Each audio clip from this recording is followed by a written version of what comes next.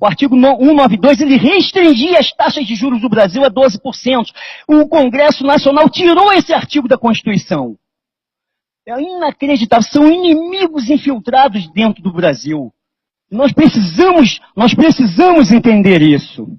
Quando o Fernando Henrique assumiu o governo na era do Itamar Franco, a dívida interna do Brasil, era de 30 bilhões de reais. Quando o Fernando Henrique saiu do ministro, foi presidente, a dívida era de 60 bi de reais. No final do governo Fernando Henrique, ela chegou a 687 bilhões de reais. E no final da era Lula, quase 1,6 trilhão de reais. Tá? Então, a dívida interna saiu de 30 bilhões de reais a 1,6 trilhão de reais. E com isso nós chegamos ao ano de 2015, com uma dívida interna, depois da era Dilma, de 4 trilhões de reais, quase lá, e uma dívida externa, que era de 220 bilhões no início do governo Lula, agora chega a 545 bilhões de dólares. Mais do que duplicou na era PT. E ele ainda diz que pagou a dívida. Vocês lembram disso? Ele foi a público dizendo que pagou a dívida. Isso é um absurdo, é uma grande mentira. E teve gente com curso universitário, até mestrado, doutorado, que acreditou nessa balela. De quanto era a dívida com o FMI? 15 bilhões de reais. Ele pagou a dívida, mas emitiu o título, transformou isso em título da dívida externa, a 16% ao ano, e elevou a dívida externa para 4 trilhões de reais. É isso que está acontecendo no Brasil. Aí, em 2003, nós fizemos uma campanha no Rio de Janeiro, em 2003, no governo Lula, e já estávamos acusando esses crimes contra a nação brasileira. E a sangria era de 250 bilhões na época. Hoje é de 1 trilhão de reais. É o que se perde de receita anualmente com o serviço da dívida no país. 1 trilhão de reais. O que daria para fazer com esse dinheiro, meu Deus? O FHC, em 8 anos de governo, pagou 2 trilhões de reais de juros de serviço da dívida. 2 trilhões. E lá no início do governo dele, toda a dívida interna era de 60 bilhões. E ele já pagou 2 trilhões de reais de dívida. E na era Lula, em 8 anos, ele pagou 4 trilhões e 766 bilhões de reais. É inacreditável. No início do governo Lula, toda a dívida interna era de 687 bilhões de reais. Isso é um crime de lesa pátria. Não tem nada, as instituições não estão funcionando no Brasil. Outro dia eu estava assistindo um documentário, e nesse documentário tinha um helicóptero, um repórter dos Estados Unidos, sobrevoando Dubai, sobrevoando a cidade de Dubai, aquela coisa maravilhosa, aquela coisa linda. E o repórter perguntou ao sheik que estava no helicóptero de luxo, parecia um disco voador, quanto tem de dinheiro aí em Dubai? Quanto vocês gastaram para construir isso? Fala aqui para mim, fala aqui para mim. Ele balançou, mas falou, 300 bilhões de dólares. Gente, eles construíram toda Dubai, toda a estrutura, toda aquela beleza daquela cidade do futuro com 300 bilhões de dólares. Quanto a gente paga de juros de serviço da dívida agora, de serviço da dívida? 1 trilhão de reais. Quanto dá isso? Quanto dá isso? Pois é, mas quando era 2, na época desse documentário era 2 reais o dólar. Tá? Naquele tempo, quando eu assisti esse documentário, dava para fazer 2 Dubais por ano no Brasil. E agora dá para fazer 1,3 Dubai todo ano no Brasil. Quem é rico aqui? Quem é o país rico? Me fala, então eu não aceito chamar o Brasil de país pobre ou atrasado. Eu não aceito isso. Isso é propaganda enganosa que foi inserida na cabeça das pessoas, inclusive de intelectuais, de acadêmicos, porque a mente dela, de grande parte da sociedade brasileira foi contaminada por uma psicologia derrotista, que é uma ficção. O Banco Central é público ainda, mas se comporta como se fosse privado. Ele não cumpre com as suas funções. Quais são as funções do Banco Central? Regular taxa de juros e emitir moedas para desenvolver o desenvolvimento do Brasil. E ele faz o contrário. Ele aumenta a taxa de juros, enxuga a economia, limitando o volume de moeda circulante no país a 5%. Ou seja, a moeda que circula no país representa apenas 5% do PIB. Meu amigo, em qualquer país avançado, economicamente um pouco menos apertado, arrochado pelo sistema, é 40%, é 35% ou 40% o montante de moeda circulante no país. E a doutora Fatorelli, ela fala isso aqui também nesse livro. E como é que ele faz isso, doutor Ribas? Como é que ele faz isso, patriotas? Como o Banco Central faz isso? Ele vai lá no caixa do banco, tem aquela dinheirama dos juros, dos 400% de juros que ele recuperou, que ele recolheu da população, das empresas que pagam juro absurdo, juros do governo, ele está com aquele montão de dinheiro. O governo federal fala, não joga na economia, porque isso vai causar inflação. Não joga na economia, ele recolhe esse dinheiro todo do caixa do banco e não deixa o banco emprestar. E emite títulos para o banco. A doutora Fatorelli identificou de 12 a 14 maneiras diferentes de se extorquir o orçamento federal pelo sistema financeiro nacional e internacional. Se você tivesse uma dívida com o banco e você pudesse de forma unilateral decidir a taxa de juros, quanto você vai pagar para o banco? Você botaria a dívida lá no alto ou você daria a dívida mínima? Como é nos Estados Unidos ou no Japão, que é 0,2% ao ano. O governo federal, gente, o Banco Central, com uma política econômica e financeira suicida, ele decide de forma unilateral, porque ele tem o poder, ele tem o monopólio financeiro no país, que o Banco Central ainda é público no país, ele decide pagar juros estratosféricos. Isso é crime de traição à pátria, meu general, meu coronel, comandante do exército, por favor. Salve o povo brasileiro, salve os 50 mil brasileiros que estão morrendo todo ano em nosso país, salve os idosos que estão na porta dos hospitais, salve as nossas crianças, salve a pátria, meus militares, porque o povo está fazendo o que pode. Outro crime que ele comete, você diz o governo abrindo a boca, falando de boca cheia, que aumentou as reservas internacionais do Brasil, já viu isso? Aumentamos, o Brasil nunca teve uma reserva internacional tão grande. É outro golpe financeiro contra o país. Sabe o que eles fazem, doutor Ribas? Eles compram títulos do governo dos Estados Unidos, doutor Ribas, pagando quase zero de juros. E emite título da dívida interna, pagando 16% de juros. 16,5% de juros. É isso que eles fazem, é outra falcatrua que eles cometem contra a nação. É uma atrás da outra, é para acabar com a civilização brasileira. É para destruir tudo, para eles emergirem com um novo governo internacional, privado, uma ditadura internacional tão ferrenha que se a gente não reagir, se eles chegarem ao intento deles, nunca mais a humanidade se liberta. E só com intervenção divina. Então a gente não pode deixar isso acontecer. O que tem?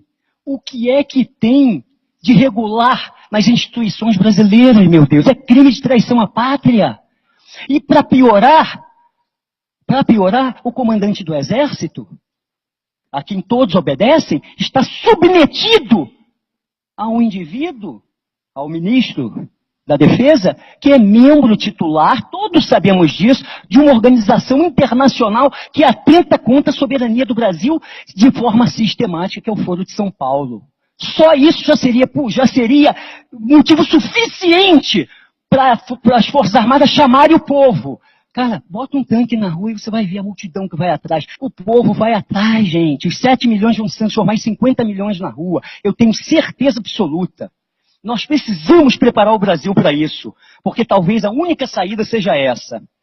É constitucional que se faça uma auditoria completa da dívida interna e externa. Está lá na Constituição de 88, foi uma coisa boa que eles botaram lá. Nos atos transitórios constitucionais democráticos, é isso? Número 26. Então, pessoal, está lá na Constituição do Brasil para eles fazerem auditoria das dívidas, mas eles não fazem, cara. Eles não fazem auditoria, não fazem. É inacreditável. A única coisa boa que tem na Constituição de 88, eles não cumprem. Tá? E se fizesse uma auditoria no Brasil, olha o que aconteceria. 1 trilhão ficaria no caixa. Só a auditoria da dívida. 1 trilhão ficaria no caixa do governo. Não sairia. Por quê? Porque essa dívida não suporta uma auditoria, é um castelo de cartas. É uma mentira. É juros sobre juros. São falcatruas ilegais, inconstitucionais, imorais. Qualquer auditoria resolve isso. Se R$ 1 trilhão deixar de ser pago para o sistema financeiro e ficar na economia nacional, eu tenho certeza absoluta, eu não estou falando do minério ainda não. Só a auditoria da dívida. O país passa a crescer a 10% ao ano. Se o Brasil começar a crescer a 10% ao ano, em quanto tempo ele dobra o PIB? 7 anos, crescendo a 10% ao ano. Então, em 7 anos, o nosso PIB, que é de 6 trilhões, vai para 12. Só que o Brasil tem condições de crescer a 10% ao ano durante 30 anos seguidos a 40%. Tem condições de fazer isso por causa do consumo reprimido aqui. Uma pobreza reprimida que, se o Brasil explodir em prosperidade, a população brasileira vai correr para comprar os bens de consumo e de capital a que ela foi privada por causa desse sistema injusto. Então o Brasil tem condições de crescer 30 anos facilmente a 10% ao ano. Mais 7 anos ele dobra de novo. É 10% ao ano. É exponencial, tá? Então aqui já vai para 24, meu Deus. Vai dobrar de novo, vai para 24. Mais 7 anos, vai para 48. Em 21 anos, o Brasil sai de 6 trilhões de PIB, que é hoje, para quase 50 trilhões de reais de PIB. Se nós entrarmos no caminho do progresso. Quem é pobre? Se a gente chegar a 50 trilhões de PIB num ciclo industrial magnífico que levaria 20 anos só, o Brasil estaria disputando com os Estados Unidos a primazia da primeira economia mundial. Vocês podem fazer as contas, você vai ver que 50 trilhões fica perto de 20 trilhões de dólares, que é o PIB dos Estados Unidos. Está entendendo isso? Os nossos potenciais sendo enterrados por uma mentira absurda de que nós somos pobres, atrasados, ou seja lá o que for. Eu não aceito esse termo nação de terceiro mundo, isso foi criado por eles. Não aceito esse termo de país pobre, isso foi criado por eles, para inserir na cabeça do povo a psicologia derrotista que mantém a maioria dos brasileiros, não todos, se arrastando como cobras, como ratos. Tem um remédio para isso, para resolver esse problema. O remédio ideal seria a intervenção constitucional pelo poder instituinte feita pelo povo brasileiro. Só que parece que nesse momento a gente ainda não conseguiu criar uma massa crítica para isso. Tem quantas pessoas conscientes no Brasil que despertaram? 1 milhão, 2, 3? Eu não sei. Entendeu? Mas o ideal seria essa intervenção com apoio dos militares. No dia seguinte, depois de uma possível intervenção popular, constitucional, com apoio dos militares, quando aplicar o estudo de cenários e fizer um governo provisório, um governo transitório, constituído, um Estado maior constituído de civis e militares, tá? Aí nós vamos poder aplicar os 32 pontos que vão transformar o Brasil na primeira, no mínimo na segunda potência mundial. Tá? E desses 32 só vou falar 5 principais, para encerrar e encerro aqui. Os 5 principais são auditoria completa das dívidas interna e externa. É imprescindível. Os movimentos impeachmentistas e os intervencionistas precisam falar isso toda hora. Depois da auditoria, Banco Central público e financiando o governo federal. Nunca mais o governo federal, isso tem que ser artigo constitucional, pode pegar 1 centavo emprestado com nenhum banco, nem interno e nem externo. Auditoria completa de todas as privatizações que foram feitas. Aumento do efetivo das Forças Armadas para 1 milhão de mulheres e homens em armas. De 370 mil para 1 milhão de homens e mulheres em armas. E para finalizar, o último item. Uma contra-revolução cultural no Brasil.